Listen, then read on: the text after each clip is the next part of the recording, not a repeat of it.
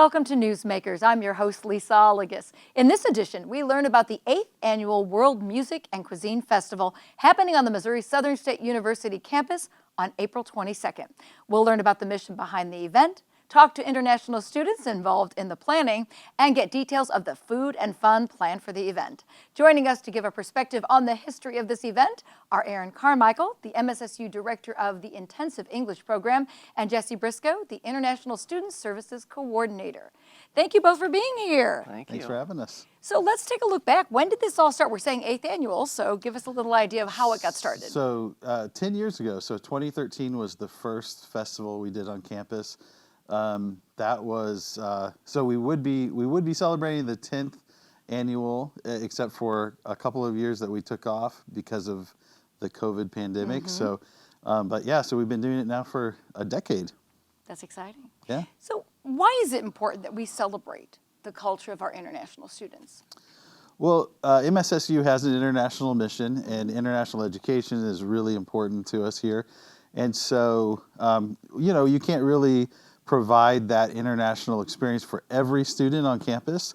We do have a great study abroad program, so some students get to travel overseas.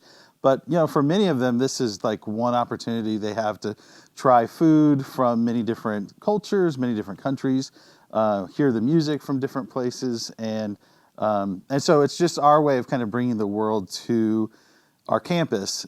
It's also a great way to celebrate, I think, the kind of diversity that we have in our community, because a lot of people, it's not just our campus that comes to this event, it's the whole community. You bet.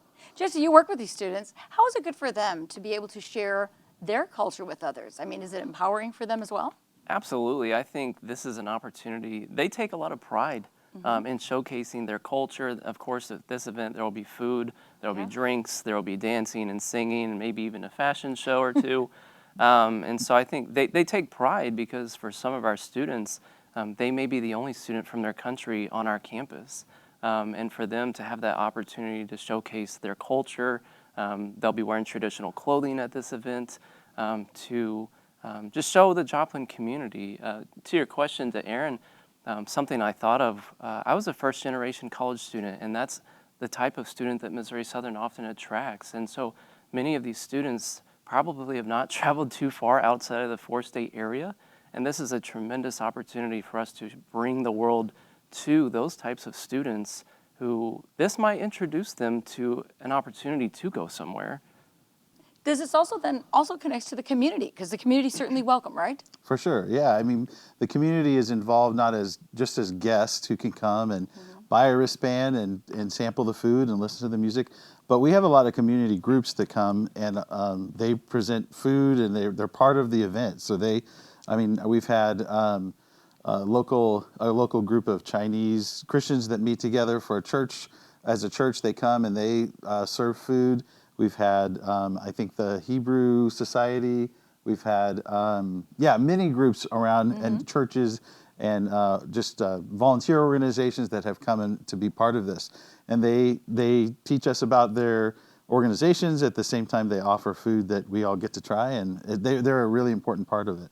So let's talk about how the event works, because you said buy a wristband. Right. Tell us how you sample all these foods. Right. So there's two ways to be involved in this event, really. So we need participants who want to come and cook for the event, come and share their food and their culture.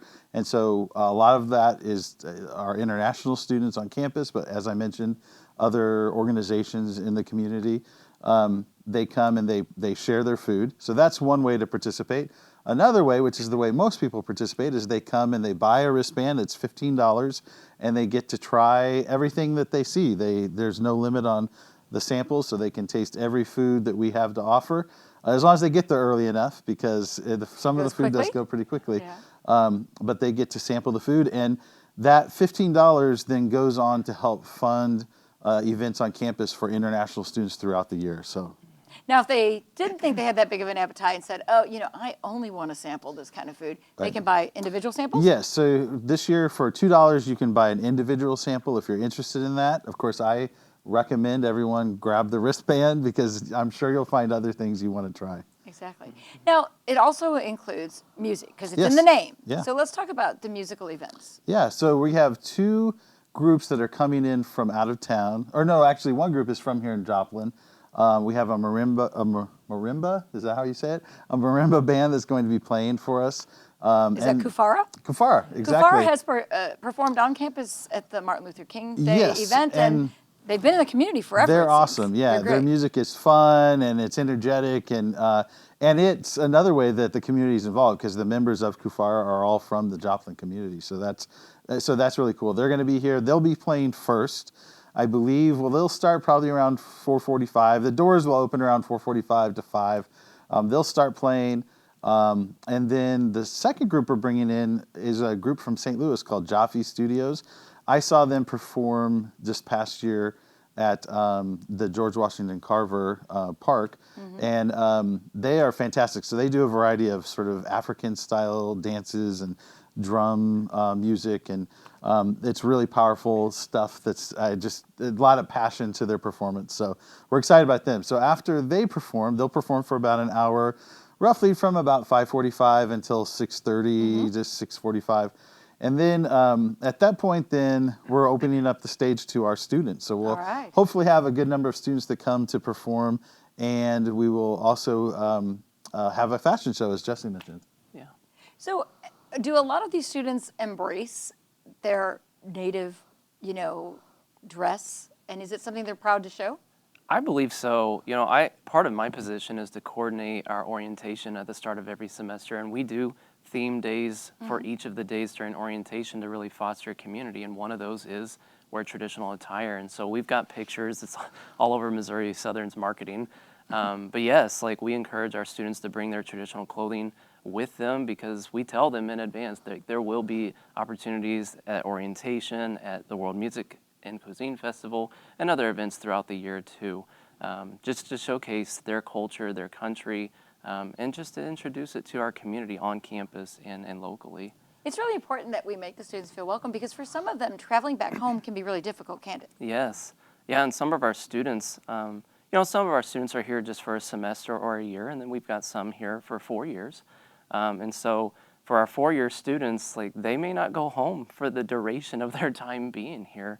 Homesickness is real, and so it's critical that we provide a community for them. We've got different programs in place. We have conversation partners, we have friendship families, of course the students on campus and the organizations that are available to them. But it's our mission to foster a community for them and essentially provide a home away from home through conversation partners, through the friendship families. Most of our students do live on campus, and so they're connected on campus as well. But it can be hard. And so, yes, to experience an event like this, to showcase their culture, it does flash back a lot of memories, especially with the food, to give them a sense of home. Do you feel like they make good connections with other people who might enjoy, foreign and ethnic foods and make that kind of connection to other people in the community? For sure. I think, I'll just give you an example. So, my wife is Filipino, and I know that within the community here in Joplin, we have a large number of Filipino families. But you would never know that until an event like this, whenever you start to bring them together into the same place, one place, and they get excited about being part of this and having a table because they're proud of their culture and they want to show that off. And so it is interesting how, you might think that Joplin is not a very diverse place, but it really is. And this gives everyone who wants to come to the event a chance to see just how diverse this community really is. All right. Remind us of the date and time. So it is Saturday, April 22nd, and doors open around 5. It's at Young Gymnasium on the campus of Missouri Southern. It's a different location than last year. Last year we were at the north end zone near the football stadium. This year we're just next to the big Leggett and Platt even bigger space. Yeah, even bigger space room. because we had so many people turn out last year. Sounds great. All right, well, thank you both for telling us all about it, and we'll be talking to some students next. Thank you for having us. Thank you. When we come back, we will talk to some international students about the event and their roles in planning it. As we go to break, here's a reminder of all the details and a QR code that will take your smartphone to the information page online. We'll be back.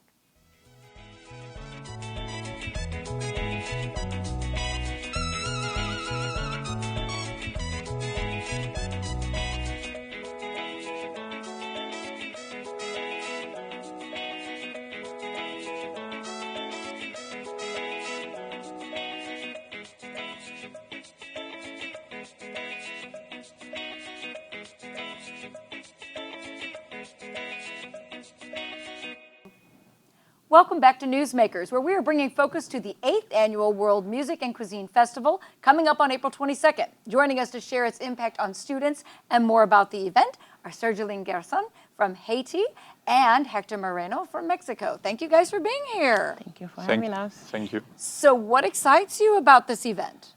To see how people like gonna try all traditional food from different culture, because sometimes we feel aside, but this event will bring us together and people will try our food that also we all trying their food too, So they have the opportunity to try ours.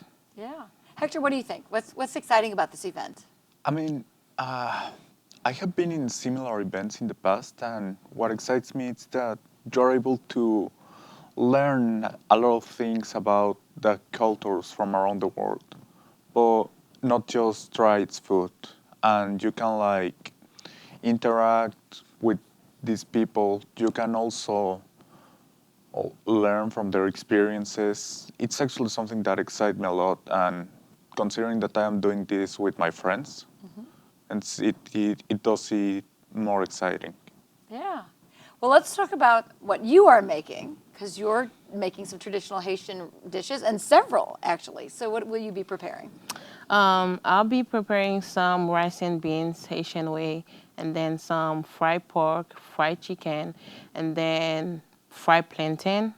Plantain is not banana, it's contrary, like different than banana, because people confuse it sometimes. So, and then spicy vinegar coleslaw, and then something sweet for dessert. It's called Haitian beignet. Haitian beignet. Yeah. So is it like a beignet like we would think? It's a baked? Yeah. So you said the plantains are different. Are they different in flavor, different in texture? Are they different to cook with? First of all, it's different the way they look. So the plantain is like bigger than the banana. It's you can find them green, but if you leave it too much, it become yellow. Like it's when it becomes sweeter. So it's big, and then the way they form is different than the banana. So when you say fry this, so how will you prepare it? And will you prepare it in advance or there as we watch? The plantain have to be prepared the day of the event, because if it stays too much, it will be hard and people will have like a hard time to eat it. It's better if you eat it warm. So I will take the skin out, and then take the plantain, cut it in like multiple parts, and then fry first in the hot oil, and then after that press it down to make it like flat, and then pass it in the salt water, and then after that fry it again. All right. So tell us about the rice and beans dish. What are some of the ingredients in that? So rice and bean, it's like, okay, we're gonna boil the beans first, not too much because you're not gonna do like a sauce with it.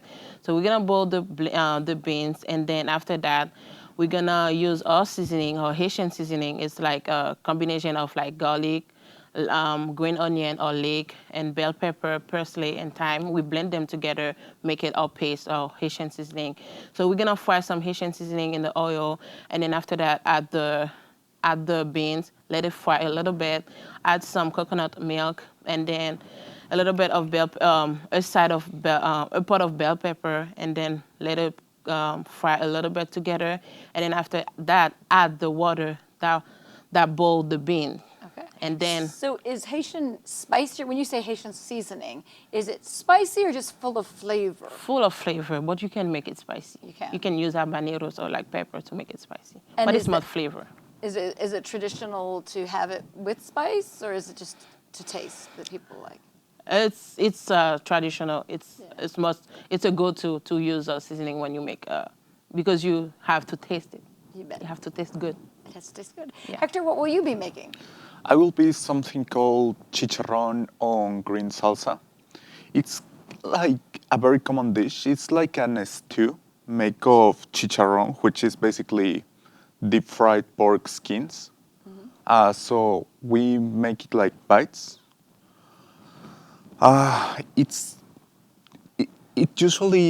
could be either crispy, but normally it's better to eat it crunchy. So, and the salsa, I mean, it's a little spicy, but not so much. So I will describe it as similar to lime juice. It's made with tomatillo, cilantro, and green chiles. You put it in water, and then you do the salsa, and then you have the chicharron in the other side. You put it like in a bowl with the salsa, and you cook it for some minutes, and there it's. It is like a very famous site for many Mexican foods, or can even be in a full meal. Yeah. Yeah, that's an advantage. It's normal to serve it with some tortillas at the side. Okay. You can eat it like it was a taco. Okay. It's very tasty. And also, I mean, many people have different ways of preparing it. As I said, some people just make it crispy. In some cases, more like meat. What I'm gonna do is gonna remember you more to, I don't know, a chip than a piece of meat. Like a chip as opposed to. Okay. Yeah. So, in your nations, are these what you would call family dishes? Like you said, it's very traditional. Is it something you would have at the dinner table or for a special event? The dishes you're making. Usually, like back in the day, people usually make it on like Sundays, like after church, and like parties, event. But now it's like anytime. Any day of the week. It's just Yeah. kind of a comfort food. Yeah. And your stew's the same? I mean, it could be either in normal as a regular meal, or it can be for events like some parties, some town parties also. Yeah. You can eat it in a restaurant, or you can just eat it at home with your family. Yeah. Also, it's a little bit different when you eat it at home because you can, as many people, you can feel like that. I don't know how to describe it. That home flavor. Right, you bet. So, what do you hope people take away from this event when they come, especially members of the community? I don't know. That our food is good.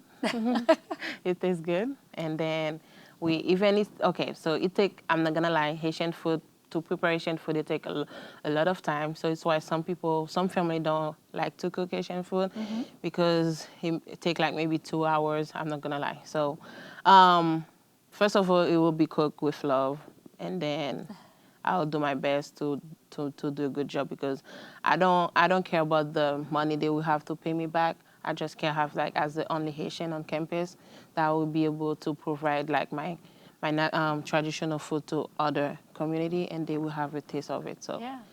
just the joy to see people coming back and say, wow, it's good. Yeah. So, you know. Hector, what do you hope people take away from the event? From the event, you're probably gonna watch the experience, not just the experience that they have, but the experience that we have doing all of this. And I really hope they will enjoy the food and the spectacle. Yes, I am gonna sing. All right, excellent.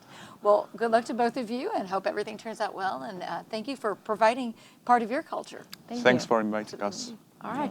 We're going to take another break. And when we return, we'll talk with another international student about the festival and get a closer look at an authentic recipe from France. You'll get to taste at the event, which also includes live music. Here is the schedule of just some of the performers.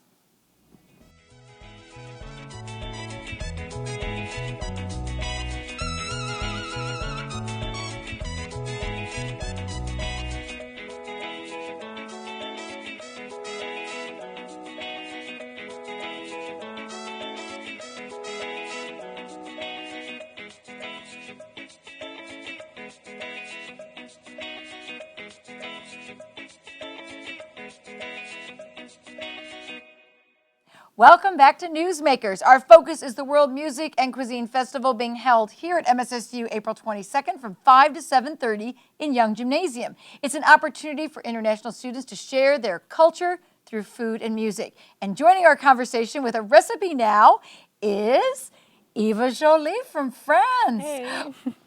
We're going to learn to make crepes. Yeah. Tell us all about it. Okay, so crêpe is a French traditional dish. Yeah, you can make it sweet or salty. It's okay. up to you, but I'm gonna make it sweet today. It's like Yes, more like like a dessert. snack, like a dessert or a snack. Yeah, I used to like my mom used to make them every Monday after class, and we also make it for Mardi Gras. Okay. Yeah, it's a like traditional. It's a very traditional thing. You know, It and a is. lot of people understand that is a food from France. It's a food from France. Yeah. So to make it, you will need 1 cup of flour, Okay. and you mix it with 2 big spoons of sugar. So big tablespoons of sugar. Yeah. Okay. And just regular sugar. Could you use a sweetener, like a sweet and low instead? Yeah. The best one is the brown sugar. Brown sugar is even better. It's Okay. even better. So you mix that together. Mm-hmm. And And then you create a little hole in the middle. a little hole in the middle. Okay. Yeah. And then eggs. 2 eggs. So we're gonna make approximately 10 crepes with 10 cups with those. this one batch. Yeah. This So one you put recipe. the whole entire egg. So when you pour a crepe, keep going. Yeah. Is it like 2 inches? Or when you say you could get 10 out of this batter, how big is a crepe usually when you Usually it's the around size that of the side, bowl? kind Wow. of. Yeah. So And you mix it in with the flour so that it does become together. yeah. Okay. So that's the mixing going. So you make these with your mom? Yeah, that's probably the first recipe I learned when I grew up. That's Yes. probably the most like basic recipe a French person has to learn before cooking anything else, because that's like And it seems fancy to all of us. it seems fancy, but the ingredients are kind of like very basic basic ingredients. and easy to get. Now we're gonna put the Vanilla? vanilla extract. So you take as much as you like, but I'm gonna flavor? take 2 teaspoons. 2 teaspoons of vanilla Yeah, extract. because I like it when it's vanilla. And then you mix it again. And often when you make a crepe, you add toppings. Oh, So yeah. Are there favorite toppings of yours? Mine is Nutella or sugar. Or sugar? And yeah, And that's like it. a powdered sugar? Yeah, Okay. brown sugar is better. Yeah. And then what excites you about the festival, being able to share your recipe? I'm the only French person on the campus, so I feel like I have to show like my country and my culture, and I'm gonna add some salt. That's approximately what you add. 1/8 of a teaspoon. Yeah. And I need to represent my country with pride. And France is known for the food. So I have to like not disappoint people coming. But yeah. Then we're gonna add some oil. So regular vegetable cooking oil. Yeah. Okay. And you add 3 big spoons. Tablespoons. Yeah.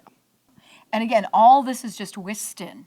You don't use a mixer ever. It's all done by hand. Yeah. And is that kind of part of the tradition as well? I think so. I would not like to make my crepes with like a blender. I feel like it's what makes it better when you Hand do it. mixed. When you do it yourself. So it seems very thick and congealed. So then you're going to add something else as a liquid, right? Yeah. So you have a low-fat milk here that's lactose-free. Is that typically what you use? You use like whatever milk you want, but the best one is gonna be real milk, not Whole like milk. soy milk and stuff. Right. It's gonna Not make an the. almond milk? Okay. I mean, you could, but like the taste is really gonna be different. Okay. So we're gonna add 2 cups of 2 milk. cups of milk, and that'll make it thinner. Typically, like, as people might say, kind of similar to what a pancake consistency? Yeah, yeah. It's a little bit thinner than a pancake. So you add a little bit of milk, and then you're gonna mix it in between It's kind adding of a process milk. of add milk, stir, add milk, stir, Yeah, add milk, and stir. exactly. You said your mom used to make these every Monday? Yeah, after So, school. Is it considered a healthy dish? I would say no. Honestly, no. It's not really healthy. It's like a But lot it's of a oil. treat. But it is. After school, you come back, you eat crepes. And if you were making it savory, what would be some of the ingredients you would put in there? Obviously, you don't put sugar in it. And then you can add whatever topping you want, like meat, cheese, eggs, sour cream, whatever you want. So it just kind of is a base. for This is any like the food. base, and then you put whatever topping Things you on want. top. Yeah. Excellent. And the basic, like traditional crepe topping would be to put some butter, lemon juice, and sugar. That's like the basic traditional crepe. Excellent. Well, we've mixed all our ingredients, and then you'll add more milk till it thins out, and then we're going to be putting it on a griddle. What is the temperature? It should be very... So first, you're gonna put the temperature of the stove very high. very high at first. First, and then you put some oil or like butter on the pan, and then you lower the temperature. And lower the temperature as it would cook. And then you put the first crepe on it. And And so then- how long does a crepe take to cook? Honestly, 1 to 2 minutes maximum, even less. It just And do they depends. need to be flipped? Yeah, you flip it, and you just look at the crepe. You don't really like. all eyeball. It's all eyeball. Like it's not about the time. I don't really know about the time. You look, and when it's kind of like gold, you know, you Golden, can then flip you it. Flip it. Yeah.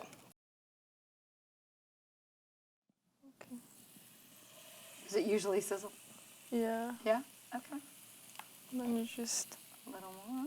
Oh, and you rub it around the cup. That's Yeah. cool. Okay. And then you have your spatula that you need. Then you wait that it's And you wait cooked. about a minute. Yeah. You just wait until like this is dry. It's kind of like the mastering an omelet. Yeah. I finally have figured that out. More eggs are better in an omelet. Ooh, there you go. And then you flip oh, yeah. it. Woohoo!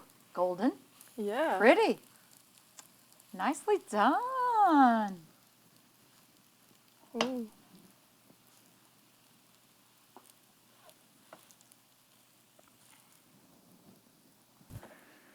And then you take it. Smells fantastic. Of course, that's the butter. And you just poof. Does not look great, Yeah, it but looks beautiful though. Tilt it up. Beep. Yeah, that looks great. And then you put some Nutella on it.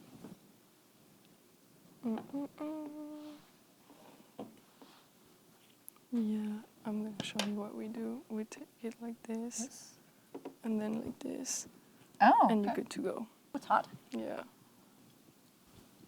Oh my God, that's delicious.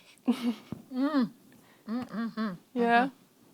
Oh yes, lovely. Wow, nice and hot, but good. Okay, I'm eating the rest of that. And that wraps up this edition of Newsmakers. We hope you'll attend the festival on April 22nd at Young Gymnasium. Thanks for watching.